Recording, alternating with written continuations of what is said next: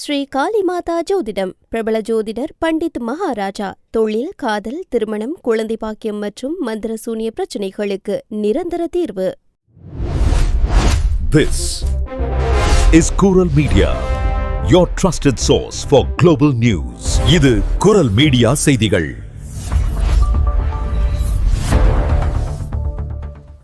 இது குரல் மீடியாவின் இன்றைய பிரதான செய்திகள். செய்திகளை வாசிக்கும் நான் கோகுலநாதன் தமிழினி. முதலில் தலைப்புச் செய்திகள். காசாவிற்கு உதவி பொருட்கள் கொண்டு சென்ற கப்பல். பிரெஞ்சு ஆர்வலர்கள் மீது இஸ்ரேல் பாலியல் வன்முறை என பகீர் குற்றச்சாட்டு. பிரான்சில் புதிய உச்சம் தொட்ட வெப்பம். மே மாத வரலாற்றில் 37.8 டிகிரி செல்சியஸ் பதிவாகி தேசிய சாதனை. பிரான்சின் சாவாய் தொழிற்சாலையில் பயங்கர வெடிவிபத்து. 11 தீயணைப்பு வீரர்கள் படுகாயம், கட்டிடம் முற்றிலும் நாசம். பிரான்சில் அனைத்து மதங்களையும் குறிவைத்து அதிகரிக்கும் மத வெறுப்பு சம்பவங்கள். உள்துறை அமைச்சர் கவலை. வனப்பகுதியில் வனவியல் பயிற்சி மேற்கொண்டிருந்த 15 வயது தொழிற்கல்வி மாணவர் மரணம். பிரான்ஸ் பிரிட்டன் புலம்பெயர்வோர் ஒப்பந்தத்தில் சிக்கல். தடுப்பு காவல் மையத்திற்கு எதிராக சுற்றுச்சூழல் அமைப்பு வழக்கு. ஸ்மார்ட் போன்களில் நவிகோ அனுவல் பாஸ் அறிமுகம். ஸ்மார்ட் போன்களில் எளிதாக மாற்றிக்கொள்ளும் புதிய வசதி. தொடர்பான விரிவான செய்திகள். சமீபத்தில் காசாவிற்கு உதவி பொருட்களை கொண்டு சென்ற ஆர்வலர் கப்பல் குழுவில் இடம்பெற்றிருந்த பிரெஞ்சு நாட்டவர்கள் மீது இஸ்ரேல் ராணுவம் அத்துமீறியது குறித்து விசாரிக்குமாறு அரசு சட்டத்தரணிகளிடம் பிரான்ஸ் கோரிக்கை விடுத்துள்ளது. இதுகுறித்து பிரெஞ்சு வெளியுறவுத்துறை அமைச்சர் ஜீன் நோயல் பாரோட் தெரிவிக்கையில், துருக்கியில் உள்ள தங்களது தூதரக தலைமை அதிகாரியிடம் பெறப்பட்ட அறிக்கையின் அடிப்படையில் இந்த முடிவெடுக்கப்பட்டதாக கூறினார்.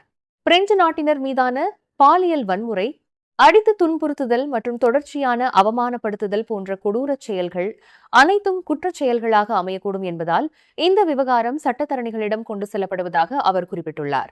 காசா மக்களுக்கு உதவி பொருட்களை கொண்டு செல்லும் முயற்சியின் போது கடந்த வாரம் இஸ்ரேல் படைகளால் முற்றுகையிடப்பட்ட அந்த கப்பல் குழுவின் அமைப்பாளர்கள், ஆர்வலர்கள் கொடூரமாக துன்புறுத்தப்பட்டதாகவும் பலர் காயங்களுடன் மருத்துவமனையில் அனுமதிக்கப்பட்டதாகவும் தெரிவித்தனர். மேலும் குறைந்தது 15 பேர் பாலியல் வன்கொடுமை உள்ளிட்ட அத்துமீறல்களுக்கு ஆளானதாக பகீர் குற்றச்சாட்டை முன்வைத்துள்ளனர். அவர்கள் அனைவரையும் இஸ்ரேல் அரசாங்கம் விடுவித்திருந்தாலும் பிரெஞ்சு ஆர்வலர்களின் சட்டத்தரணிகள் தங்கள் கட்சிக்காரர்கள் அனுபவித்த அவமானம், சித்திரவதைகள் மற்றும் பாலியல் வன்முறை செயல்கள் குறித்து தனியாக ஒரு அதிகாரப்பூர்வ புகார் அளிக்கப் போவதாக தெரிவித்துள்ளனர். எனினும் இவ்விவகாரம் குறித்து விவாதிக்க அமைச்சர் பாரோட் விடுத்த அழைப்பை ஆர்வலர்களின் தரப்பு நிராகரித்துள்ளது. அமைச்சரின் அறிவிப்புகளால் பரபரப்பு எழுந்தாலும் இந்த இனப்படுகொலையின் தொடக்கத்திலிருந்தே பிரெஞ்சு அரசாங்கம் இஸ்ரேல் அரசுக்கு ஆதரவளித்து வருகிறது என்பதை நாங்கள் மறந்துவிடப் போவதில்லை என அவர்கள் தங்களது அறிக்கையில் காட்டமாக குறிப்பிட்டுள்ளனர். இதற்கு முன்னர் சுவீடனின் பிரபல சுற்றுச்சூழல் ஆர்வலர் கிரேட்டா தன்பெர்க் ஆகியோர் சென்ற படகுகளையும் இஸ்ரேல் ராணுவம் முற்றுகையிட்டதுடன் தன்பெர்க் உள்ளிட்ட பெண்களிடம் அத்துமீறியதும் துன்புறுத்தியதும் செய்தி ஊடகங்களில் வெளியாகி சில நாட்கள் மட்டும் விவாதிக்கப்பட்டு பின்னர் மறக்கடிக்கப்பட்டது இங்கு குறிப்பிடத்தக்கது. பிரான்ஸ் நாடு முழுவதும் நிலவி வரும் கடும் வெப்ப அலை காரணமாக மே மாதத்திற்கான புதிய வெப்ப சாதனை இன்று பதிவாகியுள்ளது. பிரான்சின் வானிலை ஆய்வு மையமான மெட்டியோ பிரான்ஸ் வெளியிட்ட அதிகாரப்பூர்வ தகவலின்படி சாரண்ட் மாகாணத்தின் அங்குலம் லக்குரோன் பகுதியில் 37.8 டிகிரி செல்சியஸ் வெப்பநிலை பதிவாகியுள்ளது. இதுவே பிரான்சில் மே மாதத்தில் இதுவரை பதிவான அதிகபட்ச வெப்பமாக கருதப்படுகிறது. இதற்கு முன்பு கோர்சிகா தீவில் உள்ள சொலக்கரோ பகுதியில் பதிவான 37 டிகிரி செல்சியஸ் தான் முந்தைய தேசிய சாதனையாக இருந்தது குறிப்பிடத்தக்கது. மேலும் தலைநகர் பாரிஸ் உள்ளடக்கிய இல் ட பிரான்ஸ் பிராந்தியத்தின் பல பகுதிகளில் இன்று ஆரஞ்சு எச்சரிக்கை விடுக்கப்பட்டுள்ளது. மொத்தம் 14 மாவட்டங்களுக்கு இந்த வெப்ப எச்சரிக்கை தொடர்ந்து அமலில் இருக்கும் என அதிகாரிகள் தெரிவித்துள்ளனர். இதற்கிடையில் வெள்ளிக்கிழமை முதல் வடமேற்கு பகுதிகளில் வெப்பம் படிப்படியாக குறையத் தொடங்கும் என எதிர்பார்க்கப்படுகிறது. எனினும் மத்திய மற்றும் வடகிழக்கு பகுதிகளில் கடும் வெப்பம் தொடரும் என்றும் பாரிஸில் கூட 34 முதல் 35 டிகிரி செல்சியஸ் வரை வெப்பம் நிலைக்கும் என்றும் தெரிவிக்கப்பட்டுள்ளது. வார இறுதிக்குள் வெப்ப அலை நாடு முழுவதும் மெல்ல குறையும் என்று எதிர்பார்க்கப்படும் நிலையில் மத்திய தரை கடல் கரையோர பகுதிகளில் மட்டும் அதிக வெப்பம் தொடர்ந்து நீடிக்கும் என வானிலை ஆய்வு மையம் எச்சரித்துள்ளது. பிரான்சின் சவாய் மாகாணத்திற்கு உட்பட்ட வோக்லன்ஸ் நகரில் உள்ள ஒரு தொழிற்சாலையில் கடந்த புதன்கிழமை ஏற்பட்ட பயங்கர வெடிவிபத்து மற்றும் அதனைத் தொடர்ந்து ஏற்பட்ட பெரும் தீ விபத்தில் 11 தீயணைப்பு வீரர்கள் படுகாயமடைந்துள்ளனர். இந்த விபத்தில் 600 சதுர மீட்டர் பரப்பளவுள்ள அந்த கட்டிடம் முற்றிலுமாக எரிந்து நாசமானது. சாம்பிரியின் புறநகர் பகுதியான வோக்லன்ஸ் தொழில்துறை மண்டலத்தில் அமைந்துள்ள வைன் சேமிப்பு கலன்கள் தயாரிப்பதில் நிபுணத்துவம் பெற்ற ஃப்ரியூ இண்டஸ்ட்ரி நிறுவனத்தில் இரவு 8 மணியளவில் இந்த விபத்து நிகழ்ந்துள்ளது. தீ விபத்தின் போது அங்கு வைக்கப்பட்டிருந்த ஏராளமான எரிவாயு சிலிண்டர்கள், குறிப்பாக அசிட்டிலின் போத்தல்கள் வெடித்துச் சிதறியதில் கட்டிடத்தின் கதவுகள் உடைந்தன. மேற்கூரைகள் கிழிந்து உலோக தகடுகள் பல மீட்டர் தூரம் தூக்கி எறியப்பட்டன. இந்த வெடிப்பின் வீரியத்தாலேயே தீயணைப்பு வீரர்கள் தரையில் வீசப்பட்டு காயமடைந்தனர் என மீட்புப் பணிகளின் தளபதி லெப்டினன்ட் லாரண்ட் நாய்ரால்ட் தெரிவித்துள்ளார். காயமடைந்தவர்களில் 2 மருத்துவமனையில் அனுமதிக்கப்பட்ட நிலையில் ஒருவருக்கு கையில் 2ஆம் நிலை தீக்காயம் ஏற்பட்டுள்ளதாகவும் மற்றவர்கள் அபாய கட்டத்தை தாண்டிவிட்டதாகவும் நேற்று காலை தெரிவிக்கப்பட்டது. இந்த துயர சம்பவத்தால் அந்த நிறுவனத்தில் பணியாற்றி வந்த 17 ஊழியர்கள் தற்போது வேலையிழந்துள்ளனர். மேலும் அங்குள்ள ஆபத்தான எரிவாயு சிலிண்டர்களை ஒரு சிறப்பு நிறுவனம் பாதுகாப்பாக அகற்றும் வரை சுமார் 10 தீயணைப்பு வீரர்கள் தொடர்ந்து கட்டிடத்தை சுற்றி கண்காணிப்பில் ஈடுபட்டு வருவதாக நிறுவனத்தின் இயக்குநர் எரிக் சாக்வோர்ட் தெரிவித்துள்ளார். பிரான்சில் மத வெறுப்பு சம்பவங்கள் தொடர்ந்து அதிகரித்து வருவதாக உள்துறை அமைச்சர் லோரன் நுனியஸ் கவலை வெளியிட்டுள்ளார். நாட்டின் அனைத்து பகுதிகளிலும் அனைத்து மதங்களையும் குறிவைத்து தாக்குதல்கள் மற்றும் வெறுப்புச் செயல்கள் அதிகரித்து வருவதாக தெரிவித்தார். உள்துறை அமைச்சகம் வெளியிட்டுள்ள அறிக்கையின்படி கடந்த 2025ஆம் ஆண்டில் மொத்தமாக 2489 மத விரோத சம்பவங்கள் பதிவாகியுள்ளன. குறிப்பாக யூத விரோத செயல்கள் 1320 பதிவாகி கடந்த ஆண்டை விட 16% குறைந்திருந்தாலும் அது இன்னும் வரலாற்றிலேயே மிக உயர்ந்த மட்டத்தில்தான் இருப்பதாக அதிகாரிகள் தெரிவித்துள்ளனர். இதனிடையே இஸ்லாமியர்களுக்கு எதிரான தாக்குதல்கள் 88% அதிகரித்து 326 சம்பவங்களாக உயர்ந்துள்ளன. அவற்றில் உடல் ரீதியான தாக்குதல்கள் 151% அதிகரித்திருப்பது பெரும் அதிர்ச்சியை ஏற்படுத்தியுள்ளது. அதேவேளை கிறிஸ்தவர்களுக்கு எதிரான 843 சம்பவங்கள் பதிவாகியுள்ளதுடன் தேவாலயங்கள் மற்றும் மத பாரம்பரிய இடங்கள் அதிகமாக சேதப்படுத்தப்பட்டுள்ளதாக அந்த அறிக்கை சுட்டிக்காட்டியுள்ளது. மத அடிப்படையிலான இந்த வெறுப்பு செயல்கள் மதச்சார்பற்ற சுதந்திரத்தையும் தேசிய ஒற்றுமையையும் பாதிப்பதோடு சமூக அமைதிக்கும் பெரும் அச்சுறுத்தலாக மாறி வருவதாக அமைச்சர் எச்சரித்துள்ளார். மேலும் மத நல்லிணக்கத்தை பாதுகாக்க கடுமையான நடவடிக்கைகள் தொடரப்படும் என்றும் பிரான்ஸ் அரசாங்கம் திட்டவட்டமாக தெரிவித்துள்ளது. ஸ்ரீ காளிமாதா ஜோதிடம் பிரபல ஜோதிடர் பண்டித் மகாராஜா. தொழில், கல்வி, வியாபாரம் மற்றும் மந்திர சூனிய பிரச்சினைகளுக்கு நிரந்தர தீர்வு. பிரான்சின் ரோம் மாகாணத்திற்கு உட்பட்ட சார்ல்ஸ் நகரில் நேற்று மரம் வெட்டும் பயிற்சியில் ஈடுபட்டிருந்த 15 வயது தொழிற்கல்வி மாணவர் ஒருவர் செயின்சா அறுத்து பரிதாபமாக உயிரிழந்தார். அந்த இளம் மாணவர் மொந்தெலிமார் பகுதியை தளமாக கொண்டு இயங்கும் வனவியல் தொழில்களில் நிபுணத்துவம் பெற்ற சில்வ காம்பஸ் என்ற தனியார் விவசாய தொழிற்கல்வி நிறுவனத்தில் பயின்று வந்துள்ளார். சம்பவத்தன்று காலை சார்ல்ஸ் நகரில் உள்ள ஒரு வனப்பகுதியில் சக மாணவர்களுடன் இணைந்து மரம் வெட்டும் பயிற்சியில் ஈடுபட்டிருந்த போது இந்த கோர விபத்து நிகழ்ந்துள்ளது.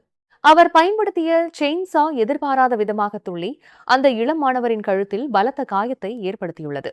தகவல் அறிந்து உடனடியாக சம்பவ இடத்திற்கு விரைந்து வந்த தீயணைப்பு வீரர்கள் மற்றும் மீட்பு குழுவினர் தீவிரமாக முயன்றும் அந்த மாணவரை காப்பாற்ற முடியவில்லை. அவர் சம்பவ இடத்திலேயே பரிதாபமாக உயிரிழந்தார். இந்த துயர சம்பவத்தை நேரில் கண்ட சக மாணவர்களுக்கும் பாதிக்கப்பட்ட பெற்றோர்களுக்கும் தேவையான ஆலோசனைகளை வழங்க மருத்துவ உளவியல் பிரிவு 1 உடனடியாக செயல்படுத்தப்பட்டுள்ளதாக ரோம் மாகாண நிர்வாகம் இன்று மாலை அதிகாரப்பூர்வமாக தெரிவித்துள்ளது. பிரான்சிலிருந்து ஆங்கில கால்வாய் வழியாக பிரிட்டனுக்குள் நுழையும் புலம்பெயர்வோரை பிரான்சிலேயே தடுத்து நிறுத்துவதற்காக பிரான்சுடன் பிரிட்டன் முக்கிய ஒப்பந்தம் ஒன்றை செய்துள்ளது. ஆனால் அந்த ஒப்பந்தத்தை முழுமையாக நிறைவேற்றுவதில் தற்போது ஒரு புதிய சவால் உருவாகியுள்ளது. பிரான்சிலிருந்து பிரிட்டனுக்குள் நுழைய முயலும் புலம்பெயர்வோரை தடுத்து நிறுத்துவதற்காக பிரெஞ்சு காவல்துறையினர் ஈடுபடும் கண்காணிப்பு பணி, ரோந்து பணிகள் மற்றும் புதிதாக தடுப்பு காவல் மையம் ஒன்றை உருவாக்குதல் ஆகிய செலவுகளுக்காக பிரான்சுக்கு 660 மில்லியன் பவுண்டுகள் வழங்க பிரிட்டன் ஒப்புக்கொண்டது. இந்த ஒப்பந்தத்தின் கீழ் தடுப்பு காவல் மையம் அமைப்பதற்காக மட்டும் 160 மில்லியன் பவுண்டுகளை வழங்க பிரிட்டன் சம்மதித்தாலும் புலம்பெயர்வோர் எண்ணிக்கை கட்டுப்படுத்தப்பட்டால் மட்டுமே அந்த தொகையை வழங்குவோம் என பிரிட்டன் தரப்பு நிபந்தனை விதித்திருந்தது. இதன்படி 140 பேர் தங்கும் வசதி கொண்ட தடுப்பு காவல் மையம் ஒன்றை பிரான்ஸ் தற்போது கட்டி வருகிறது. ஆனால் அதற்கு ஒரு புதிய சவால் எழுந்துள்ளது. பிரான்ஸ் சுற்றுச்சூழல் அமைப்பு 1 இந்த தடுப்பு காவல் மையம் உள்ளூர் திட்டமிடல் விதிகளுக்கு இணங்கவில்லை என்று கூறி அந்த கட்டிடத்தை கட்டுவதற்கு அளிக்கப்பட்டுள்ள உரிமத்தை ரத்து செய்ய வேண்டும் என கோரி நீதிமன்றத்தில் வழக்கு தொடர்ந்துள்ளது. அந்த கட்டிடம் முறையான குடியிருப்பு பகுதியில் அமையவில்லை என்றும் அது தொழிற்சாலைகள் அமைந்துள்ள இடத்திற்கு மிக அருகில் உள்ளதாகவும் சுற்றுச்சூழல் அமைப்பு சார்பில் வாதிடும் வழக்கறிஞர்கள் குற்றஞ்சாட்டியுள்ளனர். குறிப்பாக அம்மோனியா மூலம் குளிரூட்டப்படும் ஒரு கிடங்கு உள்ளிட்ட தொழிற்சாலைகளுக்கு அருகில் அந்த இடம் அமைந்துள்ளதால் அங்கு வசிப்பவர்களுக்கு கடுமையான உடல்நல பாதிப்புகள் ஏற்படும் அபாயம் உள்ளதாகவும் அவர்கள் நீதிமன்றத்தில் சுட்டிக்காட்டியுள்ளனர். பிரான்சின் இல்ல பிரான்ஸ் பிராந்தியத்தில் பொது போக்குவரத்து பயணிகளால் ஆண்டுதோறும் பயன்படுத்தப்படும் நாவிகோ ஆனுவல் பாஸ் தற்போது ஸ்மார்ட் போனில் பயன்படுத்தும் சோதனை கட்டத்திற்குள் நுழைந்துள்ளது. இல்ல பிரான்ஸ் மொபிலிட்டிஸ் தனது லேலாப் திட்டத்தின் மூலம் இந்த புதிய டிஜிட்டல் சேவையை அறிமுகப்படுத்தியுள்ளது. தற்போது இந்த வசதி ஆண்ட்ராய்டு பயனர்களுக்கு மட்டும் திறக்கப்பட்டுள்ளது. ஐபோன் பயனர்களுக்கு அடுத்த சில நாட்களில் பயன்பாட்டிற்கு கிடைக்கும் என அதிகாரப்பூர்வமாக அறிவிக்கப்பட்டுள்ளது. இந்த சோதனையில் சேர பயனர்கள் லேலாப் திட்டத்தில் பதிவு செய்திருக்க வேண்டும். அழைப்பு மின்னஞ்சல் வரவில்லை என்றால் திரையில் காட்டப்படும் நேரடியாக இணையதளத்தில் பதிவு செய்யலாம். ஆண்ட்ராய்டு பயனர்கள் தங்கள் பிளே ஸ்டோர் ஐடி மற்றும் மொபைல் மாடல் பதிவு செய்து அணுகலை பெறலாம். தற்போதைய பாஸ் காலாவதியாகும் வரை காத்திருக்க தேவையில்லை. ஏற்கனவே உங்களிடம் உள்ள பிசிக்கல் நாவிகோ சந்தாவை நேரடியாக ஸ்மார்ட் போனுக்கு மாற்றிக்கொள்ள முடியும். இது மாதாந்திர சந்தாவை விட பெரிய முன்னேற்றமாக பார்க்கப்படுகிறது. கடந்த 2024 ஆண்டு முதல் தனிப்பட்ட டிக்கெட்டுகள் மற்றும் மாதாந்திர பாஸ் சேவைகளும் 2025 ஆண்டு முதல் லிபர்டி பிளஸ் சேவையும் ஸ்மார்ட் போனில் வெற்றிகரமாக பயன்பாட்டில் உள்ளன. ஆனால் நவிகோ ஆனுவல் பாஸ் என்பது 12 மாத ஒப்பந்தம், மாதாந்திர பணம் பிடித்தல், சலுகை கட்டணங்கள், ஆதார ஆவணங்கள் மற்றும் மோசடி தடுப்பு தொழில்நுட்பம் போன்ற பல சிக்கல்களை கொண்டிருந்ததால் இதனை செயல்படுத்த அதிக நேரம் எடுத்துள்ளது. இந்த சேவை முழுமையாக 2026 ஆண்டு ஜூன் மாத இறுதிக்குள் வெளியாகும் என எதிர்பார்க்கப்படுகிறது. தற்போது செல்லுபடியாகும் நாவிகோ ஆண்டு சந்தா கொண்ட ஆண்ட்ராய்டு பயனர்கள் மட்டுமே இதை பயன்படுத்த முடியும். மாணவர்களுக்கான இமேஜின் ஆர் பாஸ் தொடர்ந்து பிசிக்கல் அட்டையாகவே இருக்கும். மேலும் சந்தா டிஜிட்டல் முறைக்கு மாற்றப்பட்ட பின் பழைய பிசிக்கல் அட்டை செயல் இழக்கச் செய்யப்படவே அதிக வாய்ப்புள்ளது. நீங்கள் இதுவரை கேட்டது குரல் மீடியாவின் பிரதான செய்திகள். மேலும் இதுபோன்ற செய்திகளை அறிய குரல் மீடியாவை சப்ஸ்கிரைப் செய்யுங்கள்.